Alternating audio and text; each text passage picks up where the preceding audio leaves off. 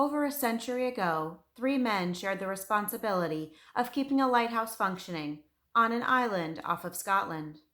On a clear day, a ship ventured past the island and noticed that the light in the lighthouse was not lit. When the captain arrived at his destination a few days later, he reported this finding to the authorities. A ship with a group of men were sent to the island, but they were delayed due to bad weather in the area. Days later, when they finally made it to the island, they were surprised when no one met them on the shore. One of the men from the ship headed up towards the lighthouse. The three men were nowhere to be found, and they have never been seen again. Hi, I'm Mindy. Welcome to the Missing Link channel.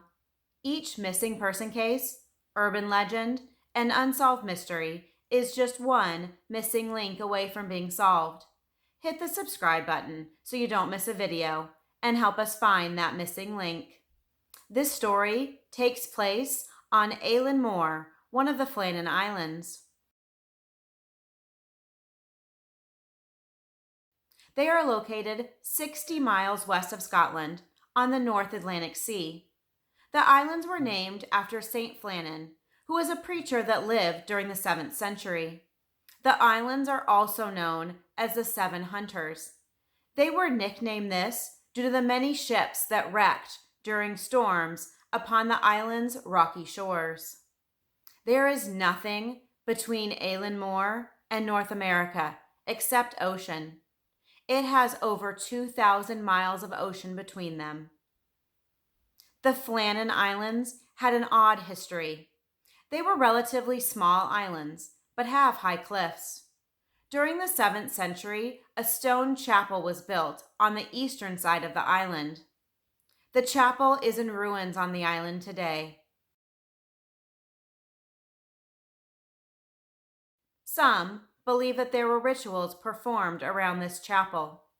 During this time, many people claim to have felt a weird feeling when on these islands. Some claim it was even a supernatural location. Eilean Mor is approximately 43 acres and is covered in a lush, green grass during the summer months. It was common for shepherds to leave their sheep on the island to feed. However, the shepherds wouldn't spend the night on the island due to all the stories surrounding its history. These islands were also referred to as the Other Country. They were so close to civilization, but also so far away. The islands hadn't been inhabited for hundreds of years. Lighthouses have been around for centuries. In fact, much longer. They were very common in the Roman Empire. In Egypt, a lighthouse existed as early as 240 BC. Lighthouses are vital for safe travel on the seas. They aid in navigation and help prevent ships from crashing into the land. At night, the glow from the lighthouse guides the ships. Lighthouses have changed over the years.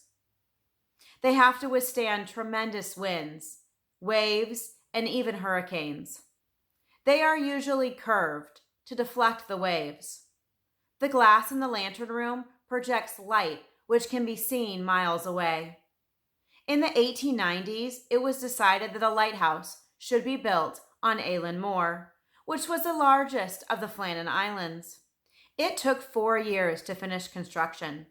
Not only did they have to construct the lighthouse and the living quarters for the lighthouse keepers, but they had to bring in supplies by boat. Not to mention bad weather slowed their progress as well. A staircase and a type of railway or pulley system was built on the east and west side to help carry supplies from the boats on shore to the lighthouse above. Construction finished on December 7th, 1899. The lighthouse was located on the northeastern side of the island. Eilean Mor has 150 to 200-foot cliffs, depending on which side of the island you are on. The lighthouse was a 75-foot white cylindrical masonry tower located on top of a one-story lightkeeper building. The light was illuminated for the first time on that December evening. The light could be seen for 20 miles. 4 lighthouse keepers were assigned to this lighthouse. 3 of them would be on the island at a time. There was a principal lightkeeper, a first assistant, and a second assistant. These men would be totally isolated from civilization. They would only have each other. They would work 4 weeks and then have 2 weeks off. There was no way for the keepers to radio for help. They were on their own. The only form of communication was to use signals to warn other ships passing by. One signal was to place a pole with a ball on the end out of the lighthouse to signal for help. Ships passing by would see this signal and pass on the possible trouble once they arrived at port. Let's go back to December 1900. 1 year after construction of the lighthouse was complete, and the light had been shining each evening for a year. That was the main job of the lightkeepers, to make sure the lighthouse was lit each evening, or in bad weather when daylight would turn to darkness. On December 7th, 1900, 3 men would begin their shift together on the island. Robert Moorhead, their supervisor, was on the island that day as well. A lightkeeper named Joseph Moore was leaving the island for his 2 weeks off. 3 men remained on Aylen Moore: James Duquette, Donald MacArthur, and Thomas Marshall. These 3 were all described as reliable and good at their jobs. James Duquette was born in Scotland on August 11, 1856. He was 44 years old and was a principal keeper. He was married and had 4 children at home. He had been in the lightkeeping business for 22 years. He definitely had plenty of experience. The man who was supposed to be the first assistant was named William Ross, but he hadn't been on the island in months because he was on sick leave. Donald MacArthur was called an occasional keeper, and he was filling in for William. Donald, age 40, was married and had 2 children. Donald had been on Aylen Moore without a break since sometime in October. Thomas Marshall, age 23, was the second assistant. He was not married. I believe he had about 5 years' experience as a lightkeeper. On December 7th, 1900, when Robert Moorhead and Joseph Moore left the island to go back to the mainland, they had no way of knowing that this would be the last time that anyone would see these 3 men alive. The plan was for Joseph Moore to return in 2 weeks and take over for one of the other men. We will get into speculation about what happened over the next 2 weeks a little later in the video. But let's look at the next time frame where we know what happened. We jump ahead 8 days after Moorhead and Moore left the island, and after James, Donald, and Thomas had been left alone together on the island to keep the lighthouse running. It was December 15th. At around midnight, a ship approached the island. The captain of the steamship Arch Tor, who was coming from Philadelphia and was headed to the Leith port in the city of Edinburgh, Scotland. As the ship came upon the island, the captain noticed that there wasn't a light shining from the lighthouse. Luckily, the captain knew his location, and the ship didn't go aground on the island. It would have been very dark that night, since it was around midnight. The lighthouse should have helped guide this ship, so they would know their location and how far they were offshore. The captain thought this was very strange, and he became concerned for the safety of the lightkeepers. 3 days later, when the ship arrived at port, the captain reported his findings. During this time, other ships reported that the light on Aylen Moore was out as well. On December 20th, the ship, the Hesperus, was supposed to depart for Aylen Moore to drop off supplies and to bring Joseph Moore to relieve a lightkeeper from the island. However, the departure was delayed because of a storm. And because there was no way to communicate with the island, they were unable to communicate with the lightkeepers and ask what was wrong or let the men on the island know that the ship was delayed.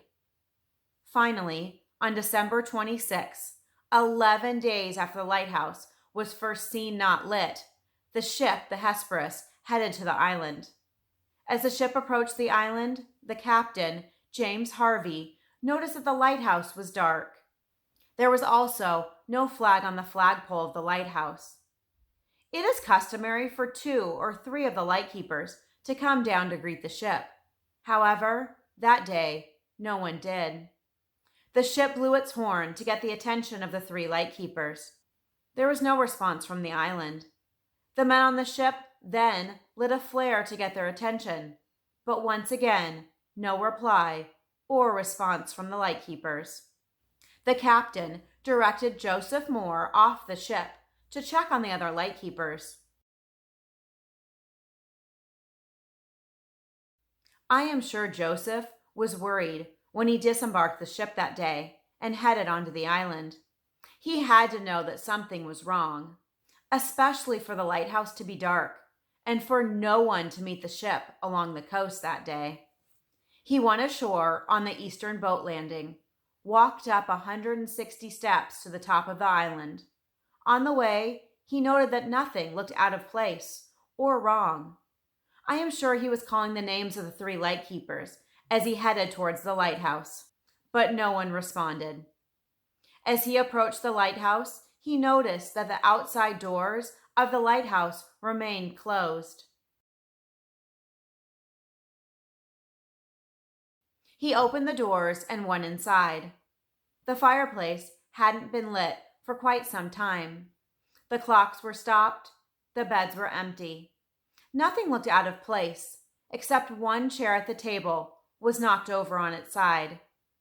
There were no sign of the keepers.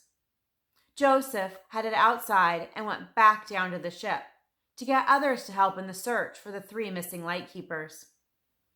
Joseph, along with 4 others, remained on the island to work the lighthouse while the ship headed back to the mainland to get help and inform the lighthouse board.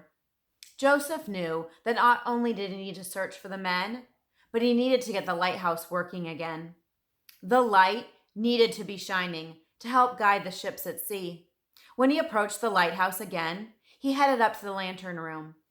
The light was still in working order. Joseph had the lighthouse up and running again by that evening, December 26th.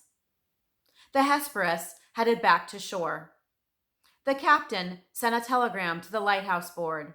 He wrote, "A dreadful accident has happened at Flannan's.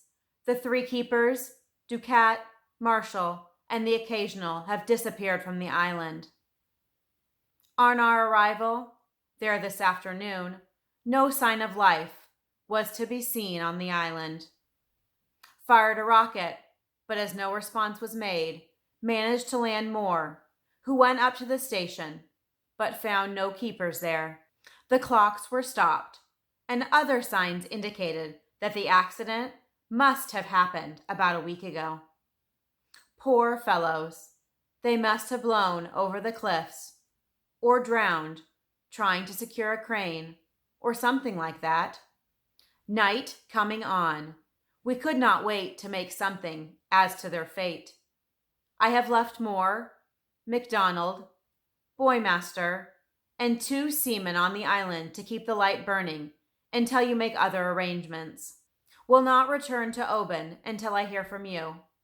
I have repeated this wire to Muirhead in case you are not at home. I will remain at the telegram office tonight until it closes, if you wish to wire me."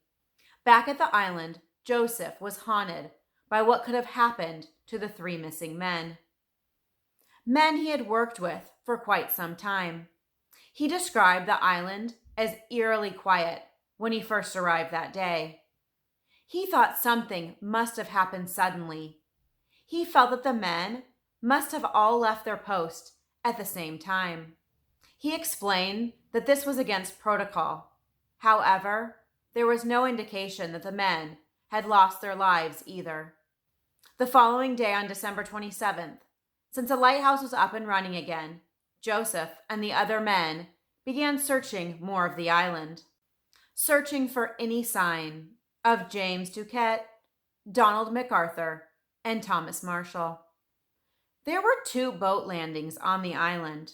The day before, Joseph had arrived at the East Landing, and nothing seemed out of the ordinary. They decided to investigate the West Boat Landing.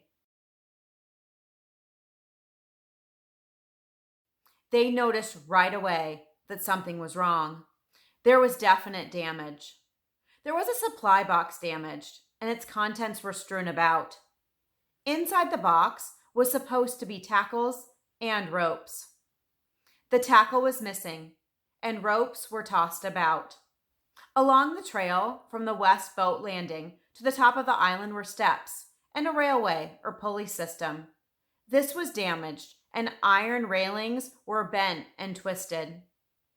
Joseph even noticed that a 1-ton rock had been moved from its original location. There was even turf damage and ripped from the top of the cliff, which was over 110 feet above sea level. Also, on the top of the cliffs, there was usually a buoy about 110 feet in the air. However, the buoy was missing. When this was investigated, it was determined that the buoy was not removed by one of the lightkeepers. Instead, it was removed from the ropes surrounding the buoy by perhaps a storm or even a huge wave. After investigating the rest of the island and not discovering any sign of the other lightkeepers, Joseph went back into the lighthouse. He recovered the lightkeeper's book, or log. Part of the lightkeeper's duty was to document certain things daily in the logbook. This logbook described the damage to the West Boat Landing. So this damage happened before the lightkeepers went missing. Perhaps the West Boat Landing was damaged in a massive storm. The keeper's logbook told what happened during their days at the lighthouse. There were notes from December 13th, 14th, and 15th. The last entry was 9:00 a.m. on the 15th. There were strong storms and winds reported in the logs. Would the keepers have felt safe from the storm inside the lighthouse? They were so far above the sea, and in a new lighthouse built just the previous year. Inside the lighthouse, there was a place for the lightkeepers to hang their coats. 2 of the hooks were empty, and one of the hooks still had a coat hanging on it. Did one of the men leave the lighthouse that night without his coat on? 3 days after the Hesperus sent the telegram to the lighthouse board, on December 29th, Robert Murhead, the lightkeeper's supervisor, arrived at the island and began an investigation. He determined that the coat, or oilskin, that remained in the lighthouse was Donald MacArthur's. He concluded that 2 men must have gone out to secure equipment during the storm, and when they didn't return, Donald went looking for them. Robert Murhead described, "From the evidence which I was able to procure, I was satisfied that the men had been on duty till dinner time on Saturday, the 15th of December, that they had gone down to secure a box in which the mooring ropes, landing ropes, etc. were kept, and which were secured in a crevice in a rock about 110 feet above sea level, and that an extra large sea had rushed up the face of the rock, had gone above them, and coming down with immense force, had swept them completely away." January 8th, 1901, Robert Murhead finished his investigation and wrote a final report for the Lighthouse Board. He determined that the sea must have washed away the 3 men.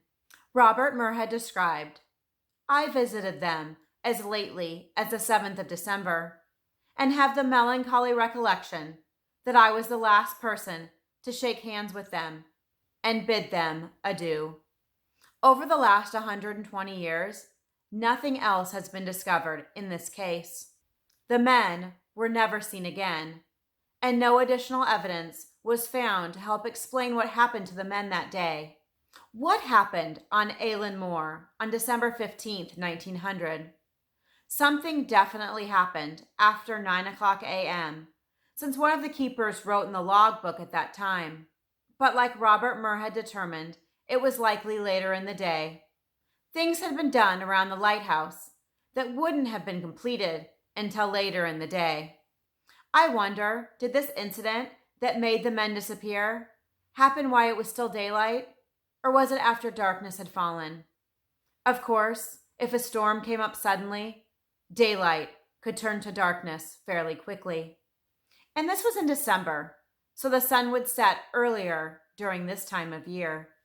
What do you think could have happened to the three lightkeepers on December 15th, 1900? There are 5 popular theories.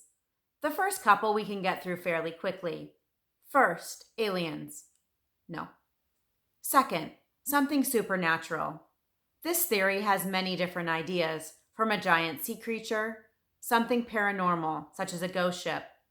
The island has always been known to be eerie. Remember, no sheep herder would spend the night on the island.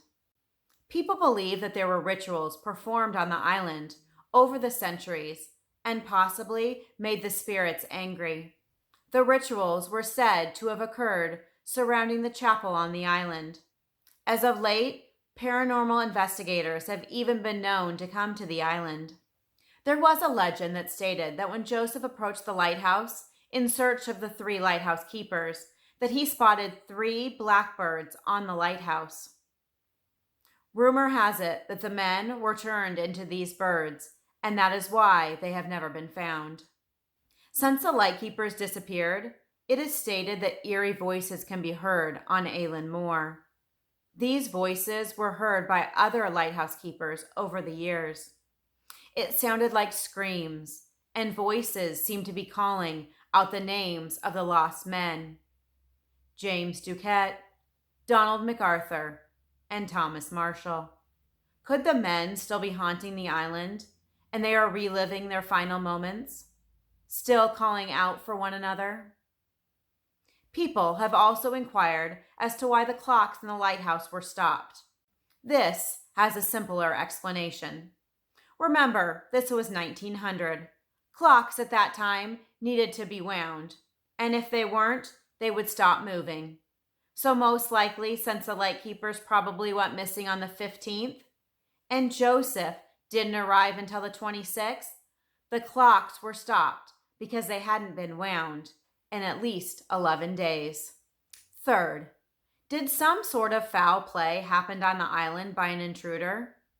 However, there was no evidence of violence on the island, no sign of a struggle, and no bodies were ever located.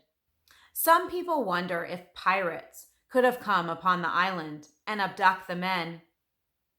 But if it was pirates, you would think that valuable items would be missing from the lighthouse, or the equipment on the island would have been taken. But that just wasn't the case. Fourth, did the men turn on each other, or did one of the men turn on the others? This type of work had to be very lonely, and perhaps even depressing. The men were away from their families for weeks, and they had no way to communicate to the outside world. Plus, at least one of them had to be up throughout the night to keep the light shining and keep an eye out for passing ships. They also endured violent storms as well. Some even wonder if one or more of the men could have gotten mercury poisoning. Of course, during this time, there was no electricity, and the light was actually a flame, which had to be rotated to make the light flash. The lightkeeper would have to wind the lens surrounding the light. The lens would occasionally be placed in mercury to make the lens spin faster. Touching and breathing in the mercury on a daily basis definitely wasn't a good thing. Could one or all of the men have experienced mercury poisoning that made them turn on each other, or perhaps make an accident more likely? Some wonder if one of the men killed the other 2 and threw their bodies in the sea. Then, after realizing what he had done, did he jump off the cliff and into the sea himself? This would help explain why there was no bodies found. But then again, there was no sign of a struggle either, so the attack would have had to happen quickly. Some also wonder about the mental state of Donald MacArthur. He wasn't supposed to be on the island. He was just filling in for another man who was out on sick leave. Donald was married with 2 children and had been on the island since October. I am sure that he wasn't too happy with his situation and probably felt stuck on the island. And the supervisor had just come to the island on December 7th, 8 days before the disappearance. It was very odd for the supervisor to visit the men during this time of year. Did he come to visit Donald because he was upset about being on the island for part of October, all of November, and now he would be on the island for the majority of December, and who knows how much longer? Fifth, the final theory, and probably the most believed theory. Did the men have an accident and get washed out to sea by a large wave? This is definitely a possibility. One of the main rules of the lighthouse is that one man must remain in the lighthouse at all times. Since they were all missing, it is likely that they were all outside the lighthouse at approximately the same time. You wouldn't think this would happen unless it was an emergency. There was definitely a sign of a strong storm. The men even wrote about it in the keeper's log. Did the men decide to clean up some of the damage from the storm, and another storm or wave came upon them suddenly? Another reason for them to be outside was due to something that happened to them in the past. Apparently, Thomas Marshall had been fined in the past for not properly storing the gear. Maybe they didn't want this to happen again. There were 2 coats or pair of oilskins missing, so likely at least 2 of the men planned on going outside. Another mystery is why Donald MacArthur's coat was found inside the lighthouse. Perhaps James Duquette and Thomas Marshall were outside the lighthouse, either cleaning up after the storm or attempting to make sure the equipment was stored correctly so it wouldn't be damaged in a storm that was approaching. Perhaps the men didn't come back for some time, and Donald just stepped outside, not putting on his coat because he figured that he wouldn't be gone long, and he hadn't planned on going far. But either strong winds or an insanely strong wave pushed him over the cliff and into the unrelenting sea below. Or perhaps Donald could see a massive wave approaching in the distance, and he knew he had to be quick to warn James and Thomas, who were outside. Can you picture it? Donald leaving the safety of the lantern room, knocking over the chair, running past his coat on the way out of the lighthouse.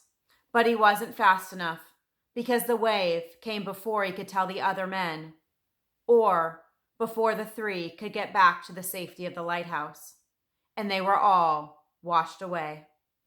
Waves have been known to be 300 feet in that area.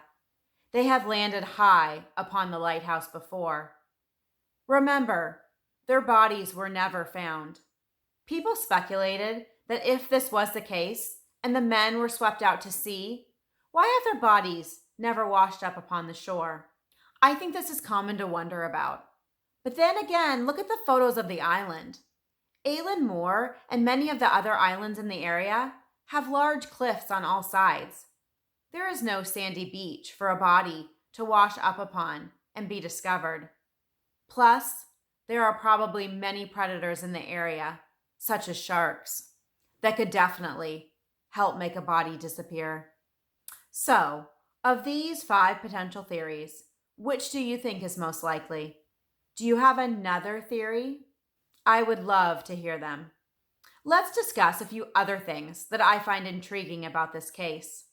First, the keeper's log discusses an awful storm in the area, and there was definitely damage to the island from what looked like a storm.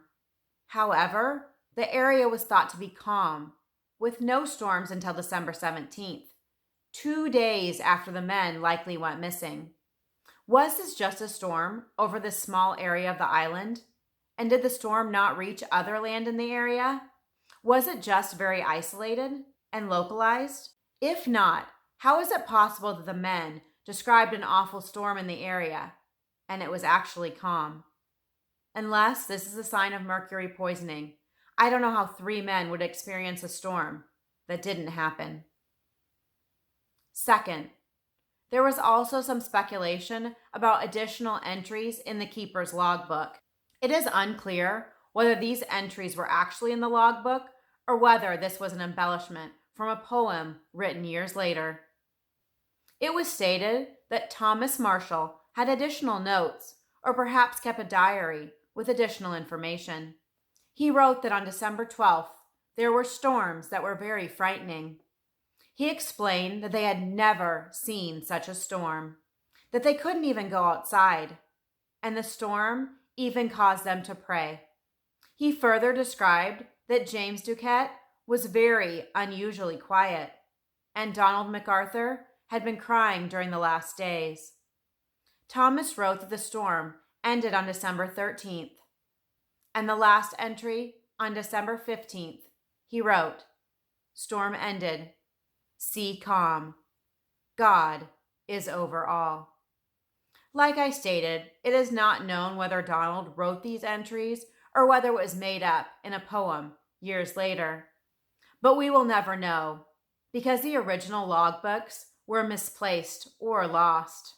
Over the last 120 years, a poem, an opera, songs, books, a movie, and even a musical have been written about this story. The story has gotten larger over the years. Since the real logbooks were misplaced, we will never know exactly what was in those books. Over the years, the story has grown to say that there was uneaten food on the table. However, this was never mentioned in the original investigation. The additional entries in the log by Thomas Marshall describing James as quiet, Donald is crying, and about the details of the storm may have been added later when the story was being retold. In 1912, an English poet named Wilfred Wilson Gibson published a poem about the missing men. He seemed to add quite a few details that didn't really happen, and maybe embellish the story for this poem. A link to the very long poem can be found in the description box. Many years later, a book entitled A National History of Lighthouses was written by Mr. Love. He delved deep into this mystery. He came to the conclusion that there is no need to invoke the sinister or the paranormal. It was purely a tragic act of nature. The men got swept away by abnormally rough seas. Marshall was fined 5 shillings after previous equipment washed away. He didn't want this to happen again, since it was not permitted for all 3 to abandon the lighthouse. Only 2 of the men must have gone down to the landing to secure the gear. The third, Donald MacArthur, would have remained back in the lighthouse. But when his companions did not return, he would have been concerned for their safety. Or else, perhaps, he saw a great wave approach and rushed to warn them. MacArthur may have been too late, only then to be swept away himself. Do you agree with Mr. Love's conclusion? Most people agree that it is likely a rogue wave took the men that day. Remember the keeper who was supposed to be on the island that day, William Ross, but he was on sick leave? He died 1 year and 4 months after the lightkeepers disappeared.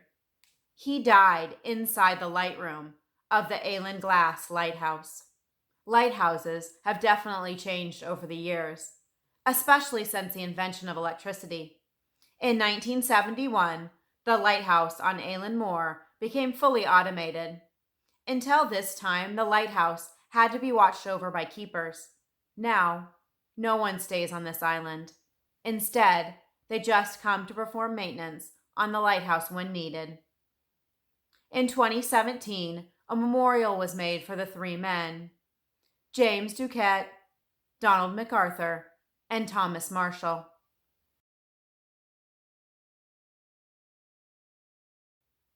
The memorial was designed by Jane Crawford. It is a bronze wave sweeping over a sandstone lighthouse sitting on a boulder.